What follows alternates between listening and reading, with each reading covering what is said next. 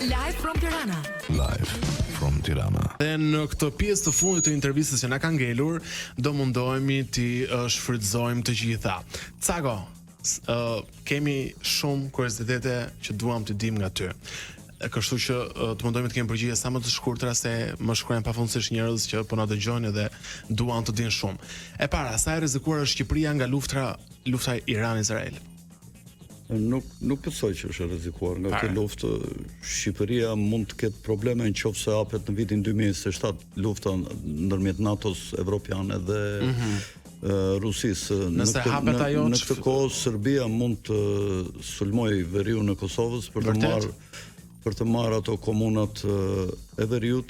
Në 2027 që do të jetë një luftë me porosi organizuar nga vetë struktura drejtuese të City of London dhe kjo do ketë të bëjë me atë që nuk pranojnë as shqiptarët as serbët për të bërë shkëmbim territore me paqe dhe këta duan të marrin ato 3 komunat e veriut dhe të japin rreth 1000 km2, aq sa duan të marrin me serbët dhe të japin territoret të banuara me shqiptarë. Unë them që do të ketë shkëmbime me luftë përderisa politikanë si Albin Kurti apo të tjerë nuk pranojnë që këto skema të ndërkombëtarëve për të qetësuar ujërat midis serbëve dhe kosovarëve të bëhen me paqe. Përderisa nuk i kanë pranuar, unë them që do t'i bëjnë me luftë. Lufta e tretë botërore ka nisur apo do të nisë?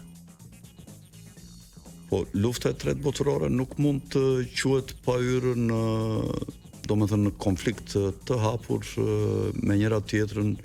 Në një farë mënyrë ka hyrë në Ukrainë, sepse në Ukrainë ka marrë pjesë gjithë perëndimi, ka qenë luftë me proxy war, por jo të përfshira direkt me trupa. Kur parashikonte që mund të nisë një luftë e tretë botërore? Evropa, Kina, Shtetet e Bashkuara nuk kanë hyrë në luftë të hapur me ushtritë e tyre me ndonjë. Po syn këto të treja nuk mund të quhet luftë botërore. Kur parashikon që mund të jetë zyrtarisht së shpejti një luftë e tretë botërore nëse do të ketë? Po, unë them nëse hyn në luftë Evropë-Rusi, do të hyn në luftë Evropë-Amerikë, sepse Amerika do përpiqet në 2027. 2027 është një Amerika do përpiqet të marrë Kanadan dhe Groenlandën që janë të evropianëve të dyja këto territore në një kohë që Evropa do hyjë në luftë me Rusinë. Unë kështu e parashikoj.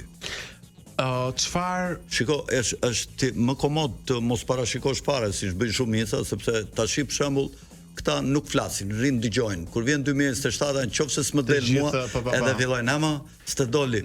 Po le të flasin tash të thonë. Por ti ke rezultuar që parashikimet tua rezultojnë të vërteta dhe kanë dalë. Nga çfarë rrezikohet bota sot? Ne kemi kaluar shumë situata, vitet e fundit tërmete, pandemi, Covid e të gjitha me radhë. Tashmë jemi në prag të luftës së tretë botërore. Çfarë parashikon ti që ka një sër rreziqesh që do të krijohen apostafat për të bërë depopullim? Këto luftrat që themi ne janë për të vrarë rinin, domethënë është një mënyrë për depopullim. Shkatërimi dhe mizeria ulin nivelin e ETS-s dhe ulin moshën mesatare të vdekjeve. Pra do të vdesin më shumë njerëz në një moshë më të re mbas këtyre vuajtjeve të mëdha, ata që do të mbeten gjallë. Rreziku tjetër është nga uria, sepse duke u bërë këto luftra bllokohen burimet energjetike. Po bllokua tash për shembull gjiri i Ormuzit, ulet sasia energjetike që ka nevojë njerëzimi për të përdorur dhe kjo ul kapacitetet prodhuese. Ulja e kapacitetet prodhuese sillin rënien e ekonomisë, rënia e ekonomisë sill rënien e standardeve të njerëzve. Uria, duke u zhvilluar luftra në vende ku janë fusha që mbillen me drithra pafund, siç është aty ku po zhvillohet lufta Rusi-Ukrainë, dikur mbilleshet 30% e prodhimit botëror të grurit në botë. Kjo shkakton sigurisht rritjen 30% të urisë shumë njerëzve që blinin grurin nga këto territore.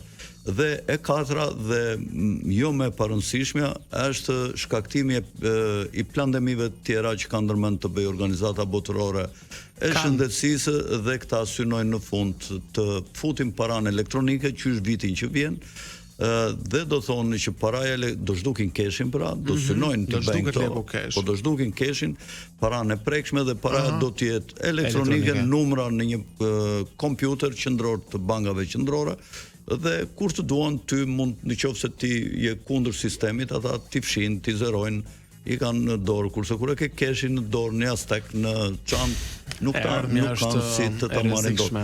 Por paraja elektronike do të bëhet për të detyruar se do të heqin dhe kartat për të përdorur paranë elektronike.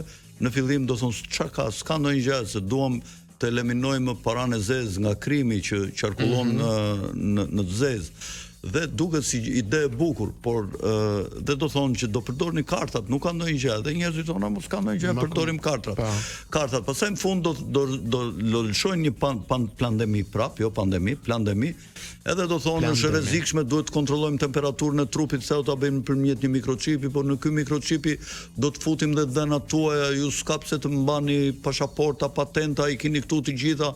Dhe duket prapë si ide e bukur, ore dale se që nga ide e bukur kjo të mbajmë këtu parat, të mbajmë këtu të gjitha dhënat tona biometrike, madje të hapim derën e makinës nga larg, të hapim dritat e shtëpisë ose dhe çelësin e shtëpisë nëpërmjet mikroçipit, siç hapet dera e makinës kur ke çipin çelësin me vete ti që afrohesh këto makinat e fundit që hap derën, s'ka nevojë as shtypësh buton as bëj me gisht tua. Po, dhe në shtëpi për shembull, kur të afrohesh ke dera ti për shembull afër gjysmë metro afër me çip, ajo e ndjen dhe prap hapet vet, kupton ti thua sa burr, sa mirë është ky çipi.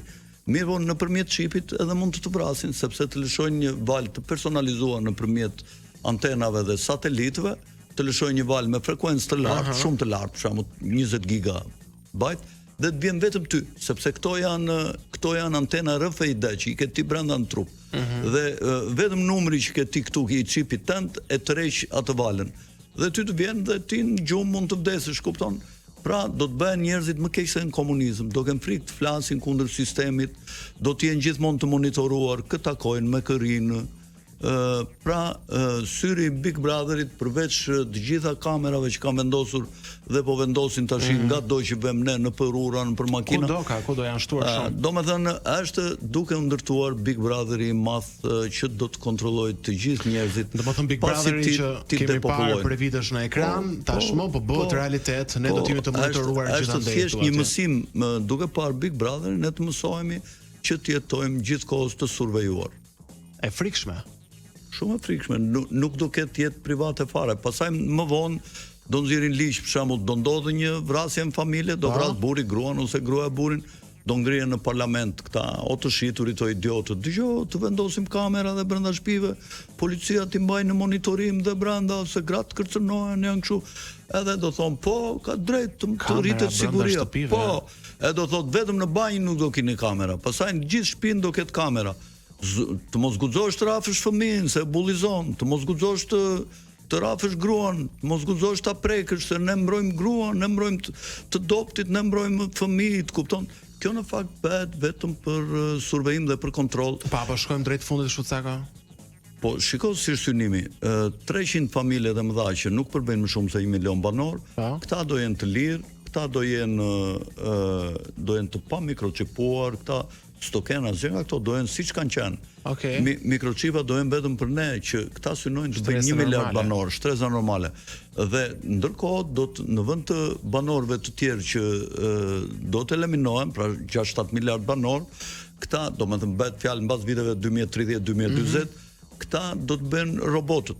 Dhe do të vesh ti për shembull në një fabrikë, do jeni të punësuar 3 veta, nuk do jenë 3000 në një fabrikë. Të tjera do jenë robot. Të tjerë do jenë robot. Ju do vinin mëngjes, do ndisni pultet, pap do t'i fusnin punë ata. Kur mbaron puna, do t'i fikni, do t'i vinin karikim me pultet të tjera që ata të karikojnë gjithë natën. Ata nuk kërkojnë as pensione, nuk kërkojnë as spitale, as sigurime shoqërore, as gjë. Kupton? Ata ju prishin një ingranazh, ta ke gjenti as zvendson, edhe është aty prodhime do të ketë në nivelet larta, këta do të jenë përsëri të pasur, këta na kontrollojnë ne, ne do kontrollojmë robot. Edhe pak minuta, po dua të dal pak nga tema. Pse ka shumë kuriozitet online nga shumë njerëz? Pse së fundmi, të paktën 2024, 2025, po bien kaq shumë avion? Nuk kemi dëgjuar kurrë më parë për kaq shumë shpërthime, përplasje apo rënje. Këto janë të qëllimshme. Kjo ka qenë pjesë e skemës lojës, sepse këta nuk duan të lënë me njerëzit të udhëtojnë sipas qefit, pasi të bëhet kjo, të arrihen këto gjëra. këta, pra kur të filloj të vendoset dora e Big Brotherit në çdo sektor, këta do të thonë, do nxjerrin ligj që ti duhet të tregosh një arsye shumë të fortë pse do të udhëtosh për një Kenan në smur nga Amerika në Shqipëri, kupton, do japësh arsye shumë të forta që këta të lejojnë. Numri avionëve do të bjerë, nuk do të ketë udhëtime kaq të mëdha dhe këta e bëjnë paralelisht dhe paraprakisht duke ulur nivelin e sigurisë të avionëve që njerëzit të thonë, ok, mirë të tramben, thonë, që duam këto udhëtime kaq të mëdha, kupton, më mirë kështu kur ka pengesa justifikohemi ke njerëzit tani, themi nuk erdha dot se smora do të lej nga qeveria dhe njerëzit nuk lëvizin për qef, nuk bëhet fjalë që do lëvizin njerëzit, po. Do të vi dita që ne nuk do të usojmë dot për qef. Makinat duan të bëjnë elektrike që të jesh gjithmonë i kontrolluar, që me satelit të bllokojnë dyert, të shtojnë gazin, të heqin frenot dhe të vrasin me makinë nëse ti për shembull je kundër Big Brotherit, komenton në rrjetet sociale kundër rendit kushtetues që kanë vendosur Big Brotheri, kundër diktaturës. Edhe fuqja e makinave elektrike është një strategji e rendit botëror, thoni ju, për të na monitoruar. Dhe përveç, dhe të monitoron ku je nëpërmjet baterisë, të monitorojnë ku ke shkuar, ku ke takuar, ku je parkuar, e di në çdo moment ku ndodhesh dhe njëkohësisht ajo përdoret si një armë vrasëtare, po me efekt të gjatë, pasi ti e brenda 1 milion apo 2 milion telefonave celular, që mund t'i kesh të ndezur këtu rreth e rrotull 1 milion celular, ti je vazhdimisht 7 orë, 8 orë në gjitha miliona telefon, se ajo është e barabartë me miliona telefon, pra ti je gjithmonë në frekuencat e larta që prodhon bateria e madhe e litiumit të makinës.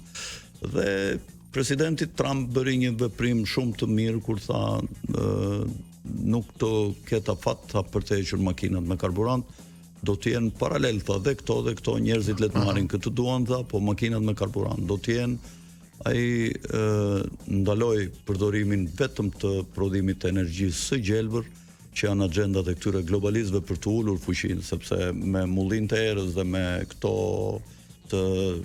xhamet që prodhojnë energji, nuk prodhohet dot energji me fuqi të madhe për të shkrirë çelike, për të kupton, dhe këta duan të ulin fuqinë e energjisë, sepse energjia është fuqi ekonomike dhe fuqia ekonomike sjell prosperitet dhe rritje të popullsisë. Këta duan t'i ndalin. Ky Philip Mountbatten, burri i Elisabetës, domethënë burri i mbretëreshës, kur e pyetën një herë para 10 vjetësh, i thanë, çfarë do dëshironje të ishe në jetën tjetër, në qoftë se beson ke rimishërimi, ai tha, unë dua të jem një lloj insekti, tha, që të shkaktoj sa më shumë vdekje ke njerëzit, tha, sepse e keqja e madhe e botës janë njerëzit. Edhe një pyetje të fundit për ta përmbyllur e për t'ju falenderuar shumë që ishet në Live from Tirana. Kryeministri i vendit Zoti Beka ka reaguar për luftën mes Iranit dhe Izraelit, ndërsa të paktën kryeministri i vendit. Po, Edi Rama. Presidenti i vendit. Po. Ndërsa kryeministri Zoti Rama nuk e kam parë të ketë reaguar. Po. Si e shihni këtë? Po, zakonisht në këto raste presidenti është ai që mban këto linjat e gjeopolitikës. Po, zakonisht nëse Rama ka diçka që ta bëj, e bën. Dakord, po Rama mirë ka bërë që është treguar i kujdesshëm se shumë e ka tepruar me mbështetjen e Izraelit gjatë gjithë këtyre kohërave që Izraeli ka bërë genocid mbi popullsitë arabe në Palestinë, në Siri, në Liban dhe së fundmi në Iran. Ka bërë mirë, thua, që ka qëndruar i tërhequr në reagime publike. Jo, në këtë radhë ka bërë mirë, po ai nuk ri pa folur nëse ata ja kërkojnë, sepse ai nuk është një kryeminist. Kush e kërkon? I shqiptarëve, po është një kryeministër i ndërkombëtarëve dhe vepron sipas agjendave të kryesisht të sionistëve dhe të City of London. Nuk është një kryeministër me byth që të mbaj qëndrime të pavarura dhe në interes të shqiptarëve. Kështu ka qenë dhe kështu është. Dhe është e vështirë që të jesh një kryeministër i fortë, por nuk është e pamundur. Ka njerëz që mund ta bëjnë pa u prishur dhe me ta dhe duke mbrojtur dinjitetin e shqiptarit. Zënë dhe zotrin, ky është Alfred Sako, i drejt për drejt, troqe dhe zakonisht me parashikime që idealin siç ishte ky i shpërthimit të luftës aktualisht mes Iranit dhe Izraelit. Të falenderoj shumë që ishe në Live from Tirana dhe të uroj një të marrë të bukur në vazhdim. Faleminderit. Mirë, këtu përfundon dhe ky program për ditën e sotme. Ju që e keni ndezur radio me vonesë dhe dëshironi të dëgjoni këtë bisedë interesante, mund ta gjeni në kanalin tonë zyrtar në YouTube vetëm pas pak çastesh. Ne ridëgjojmë nesër, deri atëherë nga Urona Losharka, kalofshit bukur.